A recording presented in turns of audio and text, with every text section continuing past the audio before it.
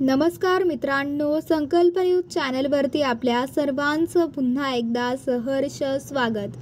आताच्या क्षणाची सर्वात मोठी आणि महत्त्वाची बातमी समोर येत आहे। सविस्तर बातमी जाणून घेण्यापूर्वी आपण जर चॅनलवरती नवीन असाल तर चॅनलला सबस्क्राइब करा, बेल आयकॉन प्रेस करा।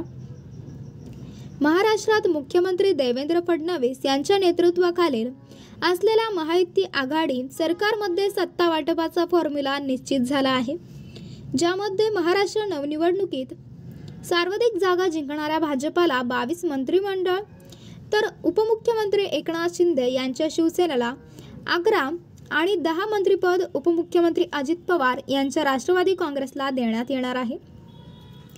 मात्र सत्ता वाटपाच्या सूत्राला अद्याप भाजपाच्या केंद्रीय नेतृत्वाची मान्यता मिळालेली नाही। सूत्रांनी दिलेल्या माहितीनुसार मुख्यमंत्री देवेंद्र फडणवीस औपचारिक मंजुरी घेण्यासाठी दिल्लीला जाणार आहेत। महाराष्ट्रातील महायुती सरकारमधील फडणवीस मंत्रिमंडळातील खात्यांच्या जागा वाटपाबाबत बोलायचे झाले तर भाजप गृह मंत्रालय आणि महसूल यांसारखी महत्त्वाची खाती स्वतःकडे ठेवणार आहे। शिवसेना उपमुख्यमंत्री एकनाथ शिंदे यांच्या नेतृत्वाखाली नगर विकासाची धुरा सांभाळण्यास सज्ज आहे। अजित पवार यांच्या नेतृत्वाखाली राष्ट्रवादी काँग्रेस अर्थ खात्यांचा कारभार पाहणार आहे। अनेक फेऱ्यांच्या चर्चेनंतर महायुतीतील पक्षांमध्ये खाते वाटप अत्यंत काळजीपूर्वक करण्यात आल्याचे पक्षातील सूत्रांनी सांगितले। महाराष्ट्र मंत्रिमंडळाचा विस्तार 14 डिसेंबरला होणार आहे, मात्र अद्याप अधिकृत कोणतीही माहिती समोर आलेली नाही।